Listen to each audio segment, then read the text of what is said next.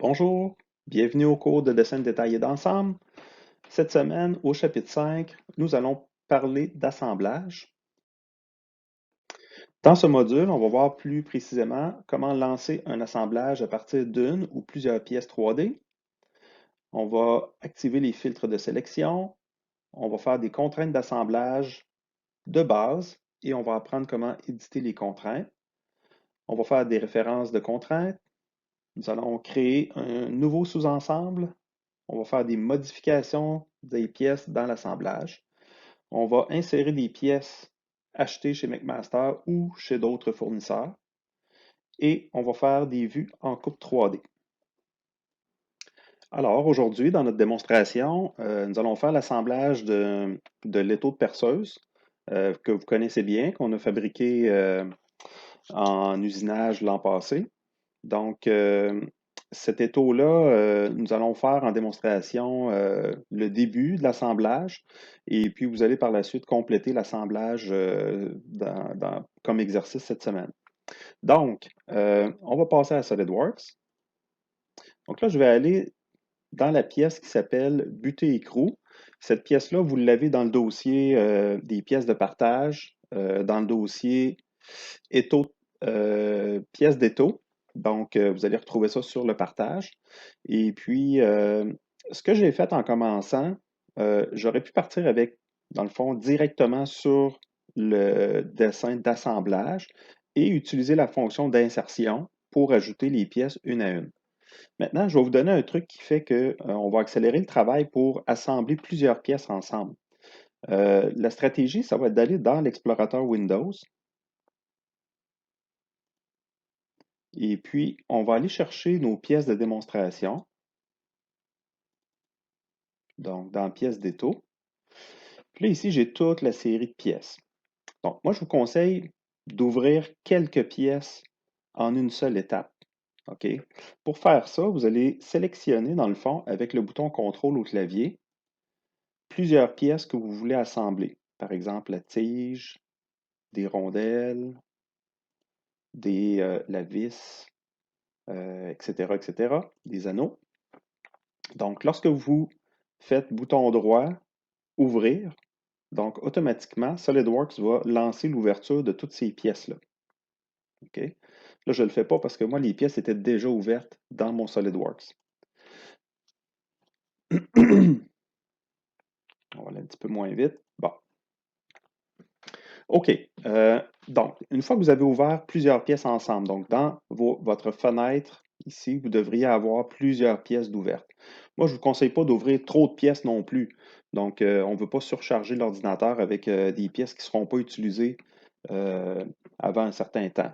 Donc, ce serait intéressant peut-être de charger maximum une dizaine de pièces simples en même temps pour ne pas surcharger la mémoire de l'ordi. Donc, moi, la pièce que je commence, dans le fond, à travailler, c'est la pièce qui me semble, si j'avais à assembler l'étau dans la vraie vie, je commencerais avec cette pièce-là. OK? C'est une pièce de base, finalement. Donc, on va toujours essayer de commencer avec les pièces de base, les pièces qui servent de point de départ là, dans notre assemblage. Ensuite de ça, quand ma pièce est ouverte, je vais aller dans créer un assemblage à partir de la pièce. Je choisis un assemblage en pouces ici parce que mes pièces sont en pouces. On confirme ça avec OK. Et puis là, je vais tout simplement confirmer. Ma butée écrou ici, je vérifie qu'elle soit bien sélectionnée dans ma liste. Et je ne cherche pas à positionner ma pièce dans l'espace. Donc, je vais tout simplement confirmer avec OK. Donc, vous voyez que la pièce est insérée dans mon logiciel. Maintenant, ce que SolidWorks va faire, c'est qu'il va positionner la pièce en alignant les plans de référence de la butée écrou. Il va les aligner avec les plans de référence de mon assemblage. Donc, si je prends les plans, par exemple, le plan de face de ma butée, oui, c'est ça, ma pièce étau, avec le plan de face de l'assemblage. Donc, vous voyez, si je les sélectionne avec CTRL, donc les deux plans sont alignés ensemble. Voyez-vous, donc il va faire un alignement des plans. si on ne lui dit pas autre chose. C'est sûr que si j'étais venu dans l'écran et j'avais positionné la pièce dans l'espace, là, j'aurais perdu cet alignement-là. Autre chose aussi qui est important de comprendre, c'est que la première pièce qu'on va insérer, si on fait le crochet vert, il va la mettre automatiquement fixe. OK, donc, voyez-vous qu'ici, dans la liste, j'ai un F entre parenthèses à côté du mot butée écrou. Donc ça signifie que la pièce est fixe.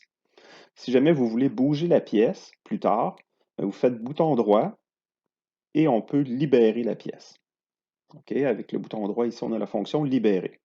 C'est le même principe à l'inverse. Si vous avez une pièce qui est mobile dans l'espace et vous voulez la fixer, on fait bouton droit et on choisit fixer. Maintenant, je vais insérer une deuxième pièce dans mon assemblage. Donc, je vais aller dans les fonctions d'assemblage et on va utiliser insérer des composants, qui est la fonction la plus utilisée là, dans les assemblages. Ça, puis les contraintes. Donc, c'est les deux fonctions les plus proches du bord ici, donc c'est les plus utilisées. Insertion de composants, ici, je vais aller chercher la vis pour commencer. Donc, la vis, si je me déplace à l'écran, on voit que la vis est quand même bien orientée, mais c'est un peu une coïncidence. Si jamais votre vis est orientée dans le mauvais sens, OK, dans le fond, on pourrait l'assembler n'importe comment dans l'espace et par la suite, avec les contraintes, on pourrait la replacer comme il faut. Mais il y a un utilitaire ici dans le bas de l'écran qui est intéressant. C'est que ça nous permet de faire des rotations de la pièce dans l'espace pour bien l'orienter. Donc, si je la fais tourner, par exemple, en Y, donc vous voyez que ma pièce va se déplacer comme ça, comme ça, comme ça et comme ça. Donc là, j'ai fait un tour complet avec ma pièce. On pourrait y aller en Z, en pesant sur le bouton Z. Là, ça ne change pas grand-chose parce que ma pièce est ronde. Et ensuite en X. Vous voyez, donc ça me permet de réorienter ma pièce. Pas nécessairement pour que ce soit précis, mais pour que ce soit déjà un peu orienté dans l'espace. Ça va faciliter les contraintes par la suite. Donc, je la clique dans l'espace un peu n'importe où ici à côté. Et là, comme c'est une pièce cylindrique qui vient s'insérer dans l'alésage de ma butée écrou, à ce moment-là, je vais tout simplement, dans le fond, il y a deux méthodes pour mettre des contraintes entre les pièces. Donc, les contraintes d'assemblage, vous avez la fonction complète ici, contrainte. Cette fonction-là va vous permettre de sélectionner les surfaces, comme ceci. Et puis ensuite, on voit que l'animation est vraiment lente sur mon ordi, là, je ne sais pas ce qui se passe. Donc, ça me permet d'aligner mes deux surfaces les unes avec les autres. Et par défaut, le logiciel va choisir la contrainte coaxiale. Okay? Donc, il se rend compte que c'est deux cylindres, puis à ce moment-là, il choisit la contrainte coaxiale. Mais ça pourrait être tangent aussi, ça pourrait être perpendiculaire, parallèle, etc. Donc, il y a d'autres choix que je pourrais faire. Vous avez aussi le sens d'alignement des pièces. Donc là, présentement, j'avais déjà fait un préalignement de ma pièce, donc je sais qu'elle est bien orientée dans l'espace. Si jamais ce n'était pas le cas, je peux l'inverser ici avec ces deux boutons-là. Donc j'ai un bouton pour la changer de direction comme ça. Et j'ai un bouton pour la remettre dans l'autre sens.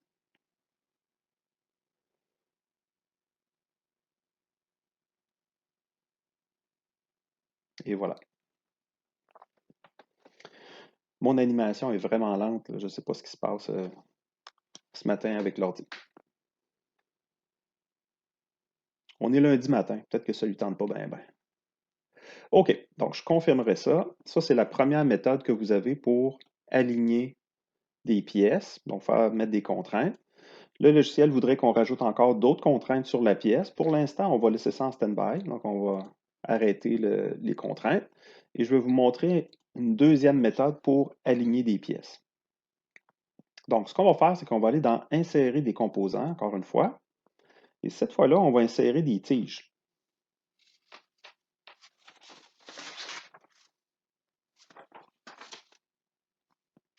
Donc, la tige, elle va avoir quelque chose de particulier. Donc, premièrement, je regarde ma tige, de la façon qu'elle est fabriquée. On voit qu'il y a deux rainures aux extrémités. Ces rainures-là servent à placer des anneaux de retenue. Puis là, vous remarquez que ma tige n'est pas nécessairement bien orientée. C'est-à-dire que la portion qui est du côté droit est plus courte que la portion du côté gauche.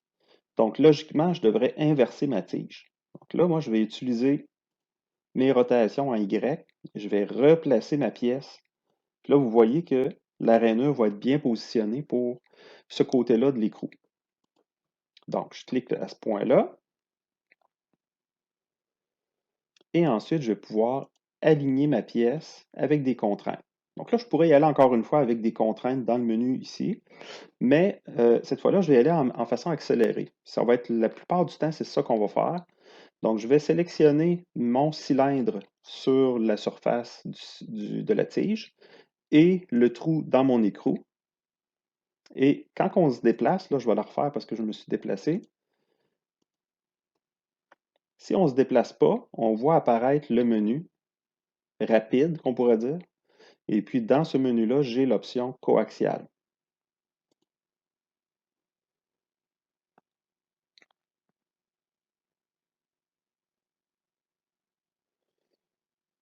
Ça va se rendre. Oh, OK. Je vais juste aller vérifier mes paramètres dans le logiciel si jamais il y a quelque chose que je pourrais améliorer au niveau de la vitesse d'assemblage. Peut-être que vous allez avoir le même problème aussi, donc on va aller vérifier s'il y a un réglage qu'on peut améliorer. Donc, si je m'en vais dans les propriétés du document, bougez pas, là j'improvise un peu, ça se peut que ce soit un petit peu plus long. Peut-être dans les options du système, il faut que je retrouve la place. Dans les assemblages,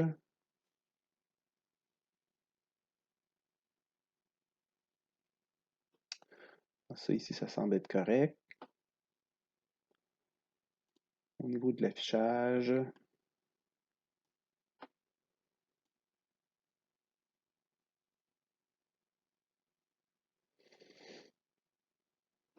donc je vais remettre ça sur pause, je vais faire un petit peu de recherche, puis je vais vous revenir. OK, donc de retour maintenant, j'ai trouvé l'endroit pour changer la vitesse d'animation des contraintes, si jamais vous avez un problème avec ça à la maison. On peut essayer de varier la vitesse d'animation des contraintes. Donc, c'est ce paramètre-là ici. Vous allez le retrouver dans la section performance des propriétés de système. OK? Donc, soit que vous l'animez plus rapide, plus lent, ou encore vous le désactivez complètement. Donc, moi, je vais le désactiver ici euh, parce que le problème n'est pas d'ordre SolidWorks là, dans mon cas ce matin. C'est vraiment un problème d'ordinateur ou de Windows parce que le réglage était quand même en mode assez rapide. Donc, on va pouvoir continuer avec ça. Donc, là, on était rendu à installer des contraintes sur notre tige. Donc, la tige, dans le fond, elle est retenue en place. Si j'avais à l'assembler vraiment dans la réalité, je viendrais placer ma tige avec le snap ring déjà installé ici. OK, donc, un snap ring, un anneau de retenue que je viendrais installer dans la rainure. Donc, on va regarder si on l'a déjà ouvert. Donc, je m'en vais dans Insérer les pièces et je lis ici, c'est mon anneau 0.5. OK? Donc, cet anneau-là, qui est fait pour aller dans une rainure de 1,5 pouce, dans un arbre de 1,5 pouce, quand je vais me déplacer avec, vous allez voir quelque chose d'assez spécial. Euh, c'est que lorsque je vais rencontrer une, un, un arête circulaire, il va venir se positionner automatiquement. Et voilà. Donc ça, c'est une pièce qui a été importée de McMaster et qui a été modifiée par la suite pour lui rajouter une contrainte d'alignement qui serait automatique. OK? Ça, c'est la fonction qu'on appelle les références de contraintes. Ça, c'est vraiment une passe-passe de ninja ici, là. On s'en vient rajouter une pièce et automatiquement, notre pièce, elle va se déplacer puis elle va venir s'aligner dans une géométrie qui est déjà préparée pour ça. OK? Donc, les références de contraintes. On va aller chercher la pièce, puis je vais vous montrer comment on a fait pour faire ça. Donc, je vais aller sélectionner ma pièce et je vais faire ouvrir. Ça, c'est normal parce qu'on a un fichier de version antérieure. Quand on va re-sauvegarder, là, il va faire une mise à jour du format de fichier. OK. Donc, ma pièce, à l'origine, elle ressemblait à ça. Ce que je suis venu rajouter, OK, je suis allé dans Géométrie de référence et ici, j'ai fait Référence de contrainte. très, très simple. Avec cette fonction-là, on a juste un clic à faire. OK? C'est de sélectionner le contour intérieur ici. Soit le bord de la pièce là, comme ceci. Il faut sélectionner une arête, hein, très important. Il ne faut pas que ce soit une surface. Donc, l'arête circulaire qui est au bord ici. Et on confirme ça avec OK. Donc là, moi, je ne le fais pas parce qu'il était déjà fait dans la fonction. Mais si on part de zéro avec une nouvelle pièce, on va l'essayer tout à l'heure quand je ferai une démonstration avec des pièces achetées.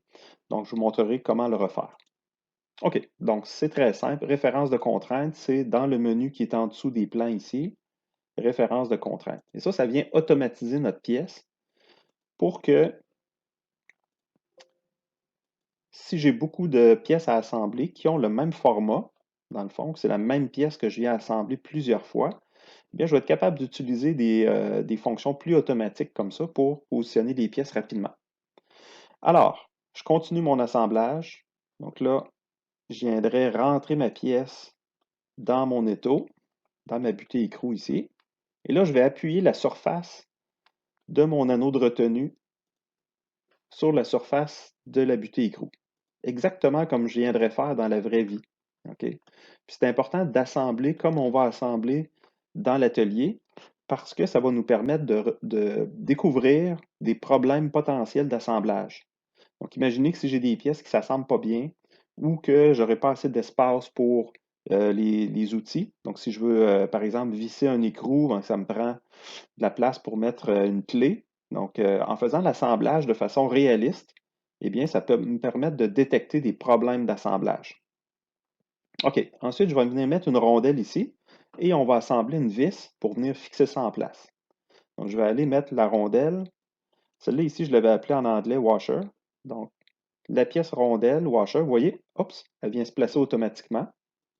Donc, super rapide, même affaire. J'ai une référence de contrainte qui a été placée sur cette pièce-là, donc ça me permet d'accélérer le travail d'assemblage. Et par la suite, données supplémentaires qui va peut-être vous intéresser, c'est qu'on va aller chercher une pièce sur McMaster et on va venir l'installer à cet endroit-là. Donc, on va trouver c'est quoi la bonne vis qui va là. Dans mon dessin, si je bascule vers ma donnée de problème, j'ai dans ma liste de matériel ici, donc on le voit ici dans le bas, j'ai ma pièce numéro 15, qui est une vis à tête ronde, et c'est une vis 1 quart 28 par 5,16. OK? En plus, on me donne le numéro de McMaster. Donc, ça, c'est génial. Je vais juste faire escape là-dessus. Est-ce que je suis capable de sélectionner le texte? Je ne crois pas, parce que c'est sous forme d'image. C'est une image qui a été copiée, donc je ne peux pas recopier le texte qui est là. Mais s'il y a moyen, si dans votre donnée de problème, vous avez un texte qui peut être copié, donc ça pourrait être intéressant de faire un copier-coller dans Internet pour aller chercher l'information. Maintenant, euh, on va faire la recherche, nous, dans McMaster, on va la faire au long. Donc, on va aller chercher une vis à tête ronde, 1 quart 28 par 5,8. Donc, je m'en vais sur mon site Internet. On va taper McMaster. Et voilà, McMaster Car. Donc, on s'en va dans la catégorie des vis. Ici, on va avoir une vis à tête ronde. Donc, dans les choix qu'on a, Rounded Head Screw. Donc là, on a des choix d'options de forme de tête, d'empreinte, etc. Nous, on va prendre X-Drive, qui est une empreinte 6 pans creux. Le matériau, on va aller choisir une vis qui est en noir, tout simplement. Donc, fini noir, c'est un fini qui est huilé, traité un peu. Donc, ça résiste un peu à la corrosion, mais vraiment pas beaucoup. Donc, on peut y aller avec ça ici. Ça ici, c'est métrique. Nous, on va prendre la vis standard. Donc, standard dans le sens de en pouces. Ensuite de ça, on a, c'est ça, Black Oxide, qui est comme un fini noir, et on a un fini plaqué au zinc. On devra choisir ce qu'on veut plus en détail. Donc, moi, je voulais de la vis 1 quart. On peut choisir la grosseur des filets ici dans la liste, ça va aller plus rapidement. Donc, on avait dit de la 1 quart 28, si ma mémoire est bonne. Donc, on peut retourner pour se référer. Donc, 1 quart 28 par 5,8 de long. Et la longueur, on l'a ici, dans les choix, 5,8. Est-ce qu'on l'a? Oui, est ici. Donc, ce serait le modèle qui ressort là, de notre recherche. OK? Si je veux télécharger la vis, je vais aller dans Product Detail. On descend en bas. Et là, vous avez une vue qui est comme un format 2D, un dessin 2D, où là, on va avoir de l'information. C'est intéressant ici parce que souvent, il peut y avoir des tolérances, des mesures importantes à respecter, etc. Et ce qui nous intéresse ici, c'est le 3D SolidWorks. Donc là, on va peser sur le bouton Save. Ici, je vais aller, une fois que j'ai téléchargé ma pièce, là, je suis dans Chrome, c'est un peu différent dans le navigateur de Microsoft. Donc, je vais aller afficher dans le dossier et ma pièce. Donc là, vous la voyez ici, ça, c'est la liste des fichiers que j'ai sur le téléchargement. La pièce que j'ai ici, je peux la couper et retrouver mon dossier de travail. Moi, dans mon cas, c'était dans un dossier que j'ai sur mon bureau, dans pièce de partage, pièce d'étau. Là, je retrouve mon dossier de travail. Ça, c'est très important si on veut que ça fonctionne. Et je vais coller ma pièce là. Ensuite, je vais ouvrir la pièce. Il ne faut pas l'ouvrir dans SolidWorks. Il ne faut pas l'ouvrir à partir du dossier de téléchargement. Parce qu'à ce moment-là, SolidWorks va garder la mauvaise référence. Puis quand on va vouloir copier notre pièce dans le bon dossier, bien là, à ce moment-là, ça ne fonctionnera pas. Donc, je double-clique sur ma pièce, sur ma vis, et je vais l'ouvrir. Donc là, vous voyez le format de vis qu'on va télécharger de McMaster. Ici, il y a un problème majeur, c'est que la pièce va être trop complexe à gérer dans SolidWorks. Elle va créer, dans le fond, un fichier qui est beaucoup trop gros, puis qui va contenir beaucoup trop de détails pour ce qu'on a de besoin dans SolidWorks. Donc, ça va venir alourdir notre assemblage. Fait que là, moi, je vais vous donner deux trucs qui sont importants ici. En fait, trois trucs. Premièrement, on va supprimer ces filets-là. OK? Ça, c'est des filets hélicoïdaux, très réalistes. OK? Nous, on n'a pas besoin de ça. Donc, on va cliquer sur les filets pour mettre en surbrillance la fonction Cut Sweep qui est ici. Si je fais bouton droit, je vais effacer cette fonction-là ou je peux tout simplement la supprimer ici. Quand je la supprime, c'est différent de l'effacer. Supprimer, ça veut dire la canceller temporairement, puis c'est possible de la ramener plus tard. OK, donc nous, on va juste supprimer comme ceci. Donc vous voyez que ça a beaucoup simplifié ma pièce. Donc c'est venu enlever dans le fond toute la partie de filet réaliste que nous, on n'a pas besoin de voir nécessairement dans l'assemblage. OK, donc ça c'est la première chose pour simplifier ma pièce. Deuxième chose, on va aller dans les options ici. Ça c'est une partie aussi qui va être importante. On va aller dans les propriétés du document, dans qualité d'image. Puis là, vous voyez que la qualité d'image est dans le Python. Donc là, nous, on va prendre la barre ici, puis on va baisser ça ici, pour que ce soit très rapide. Puis là, vous allez voir que la qualité de l'image va diminuer. C'est-à-dire que les surfaces courbes de ma pièce, ils vont devenir comme des surfaces un peu hexagonales, là. OK? Donc multifaces. Donc, je viens de simplifier les courbures sur les pièces. Donc, ça va être beaucoup plus facile à gérer pour l'ordinateur. Maintenant, le troisième truc de super-héros ce matin, c'est qu'on va aller créer une référence de contrainte sur la vis. Donc, je vais aller ici, dans Référence de contrainte, et dans mon premier choix ici, je vais aller choisir l'arête circulaire qui est à la base de ma vis. Et vous allez comprendre pourquoi je choisis cette arête-là. C'est que je veux que ce soit assemblé par rapport à cette arête-là. C'est celle-là qui m'intéresse. Je fais OK là-dessus et on sauvegarde. C'est normal, on a une version antérieure, mais quand on va enregistrer, ça va devenir la bonne version. Maintenant, important de ne pas fermer la pièce.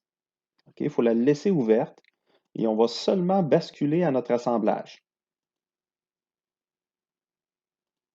Pourquoi je fais ça? Ben, c'est parce que quand je vais arriver pour insérer ma vis, elle va déjà être disponible dans mon petit menu ici. Et je vais pouvoir rapidement venir la connecter en place. Puis là, quand je vais me déplacer, vous allez voir, oups, quand j'arrive vis-à-vis de la bonne arête, notre vis va se placer automatiquement en place. Et ça, c'est magique. Donc là, je vais enlever ici les, les esquisses qui étaient affichées dans ma vis. Donc ça, je ne veux pas voir ça nécessairement dans un assemblage.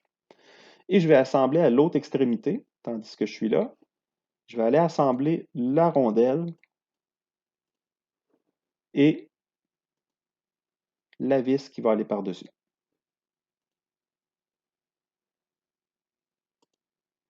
Et voilà.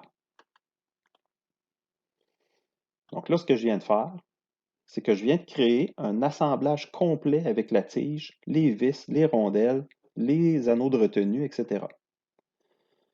Maintenant, je vais vous montrer un autre truc de Ninja ce matin, c'est qu'on va aller chercher une fonction qui s'appelle insertion de composants et on va créer un sous-ensemble dans l'assemblage. OK? Donc, on va aller chercher la fonction nouvel assemblage. C'est normal, il me demande d'enregistrer l'assemblage dans lequel je suis, ce que je n'avais pas fait tout à l'heure. Donc, je vais enregistrer mon assemblage principal. Ici, dans mes pièces de partage, pièces d'étau, je vais l'appeler assemblage d'étau.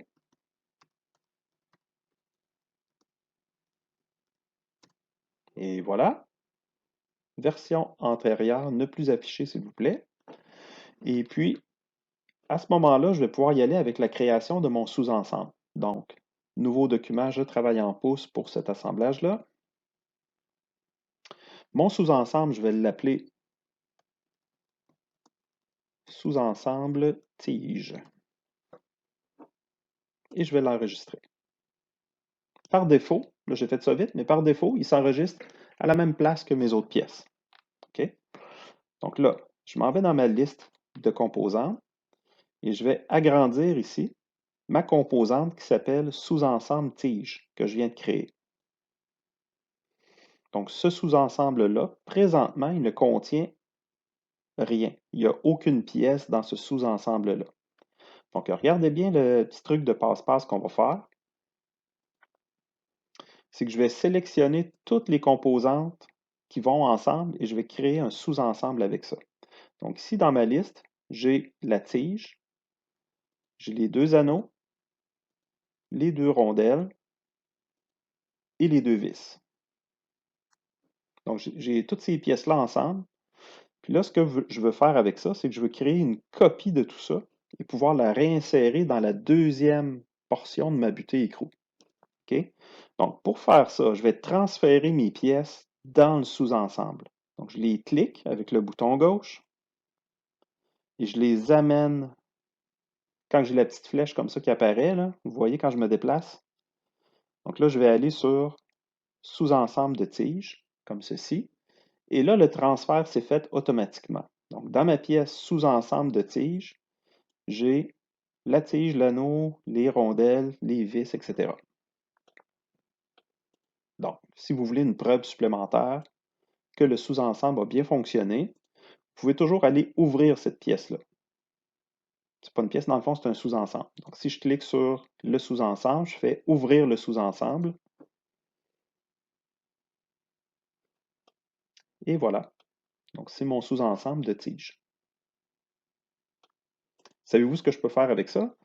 Je peux rajouter une référence de contrainte. Donc, je m'en vais dans Assemblage, Référence de contrainte, et je vais aller choisir la base ici de mon... non, je n'ai pas pris la bonne arête, désolé. Donc, l'arête, ce serait celle sur le bord du chanfrein ici, qui serait la plus intéressante. Comme ceci. Est-ce que j'ai pris le bon côté? Oui. Donc, je confirme ça avec OK. Je sauvegarde mon assemblage. Et puis, je le laisse ouvert. Pourquoi je le laisse ouvert? parce que ça va être plus facile d'aller directement insérer la pièce, parce que dans ma petite boîte ici, je vais l'avoir d'affiché. Si je ne l'avais pas laissé ouvert, il n'aurait pas été dans mes choix possibles dans ma petite boîte. Donc, je choisis mon sous-ensemble de tiges, et quand je vais me déplacer avec, vous allez voir que la tige numéro 2, avec toutes ses pièces préassemblées, elle va venir se positionner comme ça. Là, vous voyez un problème, c'est que oui, elle est assemblée à bonne position, mais pas dans le bon sens, avec ma référence de contraint. À ce moment-là, vous pouvez faire Tab. Vous connaissez le bouton Tab au clavier, donc les deux petites flèches. Le bouton Tab va me permettre d'inverser ma pièce, comme ceci. Et là, je viendrai confirmer sa position. Ça, c'est du travail rapide et efficace. Souvent en mécanique, vous allez avoir beaucoup de pièces qui se répètent dans un même assemblage. Vous allez avoir, supposons, 25 vis pareils qui viennent assembler plusieurs composantes. Donc, à ce moment-là, vous allez avoir besoin d'améliorer la rapidité d'insertion des pièces dans l'assemblage. Fait que les trucs que je vous donne, c'est très important. On ne veut pas juste faire de l'assemblage, on veut faire de l'assemblage efficace puis rapide. OK. Donc ça fonctionne. Donc, je suis en même temps la théorie que vous avez dans vos notes de cours pour être sûr de rien oublier. OK, donc ça fonctionne. Maintenant, on va juste faire un test. Qu'est-ce qui arrive si je fais des modifications sur mes pièces? OK, donc si je sélectionne ma pièce écrou, que je viens d'ouvrir ici, donc ça peut peut-être vous paraître évident, mais supposons les trous percés. OK, donc supposons ces trous-là ici. Je me rends compte que finalement, j'ai une modification pour X raison dans ma pièce. Les trous seront plus maintenant à 2 pouces, ils vont être à 1,5, comme ceci. Si je sauvegarde ça, je ferme ma pièce, vous voyez que la modification s'est faite automatiquement dans l'assemblage.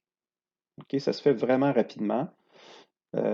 C'est ça qu'on appelle la paramétrie du logiciel. C'est lorsqu'on fait changer des trucs dans une pièce, toutes les autres pièces vont s'ajuster en conséquence.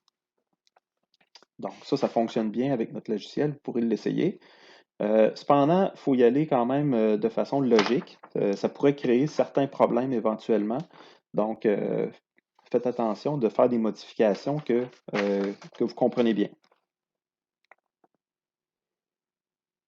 OK, donc là, il nous resterait à compléter l'assemblage de l'étau. Donc, ce sera votre devoir pour cette semaine. Ce sera à remettre à votre cours la semaine prochaine. Donc, les détails seront mentionnés sur la plateforme Team. Donc, peut-être qu'il y en a, juste une dernière chose avant de terminer, peut-être qu'il y en a qui se demanderaient, dans le logiciel SolidWorks, on a le Toolbox. OK? Le Toolbox, dans le fond, c'est une quincaillerie qui est disponible, que vous avez ici dans votre logiciel. Sachez que le Toolbox, moi, je ne l'ai même pas activé sur ma version SolidWorks parce qu'on ne l'utilise pas. Le Toolbox va créer des problèmes au niveau euh, dans le fond, au niveau de la fiabilité des boulons qu'on va insérer avec le Toolbox. Dans les premières années qu'on utilisait SolidWorks, ça fonctionnait bien. Puis éventuellement, il y a eu des changements au réseau au niveau de Windows au Cégep, et puis c'est devenu plus difficile de travailler avec le Toolbox. Donc, on a complètement mis ça de côté. Donc, on travaille directement à partir de McMaster pour télécharger tout ce qui est quincaillerie, boulons, éléments de fixation, etc. Parce que c'est plus fiable et puis on est vraiment certain que la pièce existe puis qu'on est capable de l'avoir. OK? Donc, on vient se rassurer là, en faisant ça pour avoir vraiment des pièces plus, je dirais, pour être plus certain de ce qu'on va choisir comme type de pièce. OK. Peut-être juste aussi un dernier petit détail que je veux vous mentionner avant de finir, c'est que si jamais j'ai modifié une pièce, comme celle-là, et que je voudrais refaire une modification, on n'est pas obligé de réouvrir la pièce puis d'aller faire les modifications dans la pièce. On peut les faire directement dans l'assemblage. Comment est-ce qu'on va faire ça? Ben, je vais choisir avec bouton droit sur ma pièce et je vais éditer la pièce. Voyez-vous le bouton qui s'appelle éditer la pièce. Ça va me permettre de modifier ma pièce exactement comme si je travaillais dans un assemblage. Pas dans un assemblage, excusez, dans une pièce. Et puis là, je peux agrandir mes fonctions, je peux venir sélectionner des fonctions, etc. Je pourrais percer des trous, faire des extrusions, l'assistant de perçage, etc. Donc ici, je vais remettre ma mesure à 2 pouces. Et voilà, on va avoir un étau qui est plus équilibré. Et puis, quand on fait le bouton qui est dans le coin en haut à droite, eh bien, on va revenir au monde de l'assemblage. Donc, je le refais juste pour être sûr. On fait éditer la pièce. Et là, vous voyez que toutes les autres pièces qui sont dans l'assemblage deviennent comme en transparence. Et ça va me permettre de facilement choisir des surfaces de ma pièce que je veux éditer. Quand j'ai fini mon édition, je retourne sur le bouton ici pour canceller l'édition de pièces et je retombe dans le monde de l'assemblage. OK. Donc, cette semaine, je vous répète qu'on va devoir terminer l'assemblage de l'étau. Donc, vous avez à la page 18 de vos notes de cours le dessin d'ensemble de l'étau avec toutes les pièces. Vous allez devoir insérer des nouvelles pièces, des nouvelles vis. Et puis ces vis-là, vous allez devoir les simplifier et créer des références de contraintes pour que ce soit facile de les positionner dans notre assemblage. OK, donc ça, c'est la pièce de butée mobile. Maintenant, pour ceux qui auront terminé l'étau et qui veulent faire un autre défi, vous avez les pièces dans le partage, vous avez les pièces du moteur d'avion aussi. Donc, le petit moteur d'avion, vous avez toutes les composantes ici. On a les composantes externes, les composantes internes. Je pense que dans les pièces de partage, vous avez seulement que les composantes internes. OK? Donc, vous avez seulement que ces composantes-là.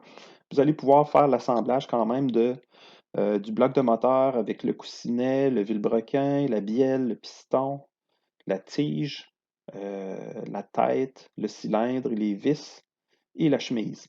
OK, donc, c'est toutes les pièces du moteur d'avion, les pièces internes. Donc, c'est un petit assemblage qui est intéressant à voir animer le moteur, là. Donc, pour ceux qui auront terminé l'assemblage de l'étau, vous pourrez vous amuser à essayer celle-là. Donc, c'est tout pour cette semaine. Je vous remercie beaucoup.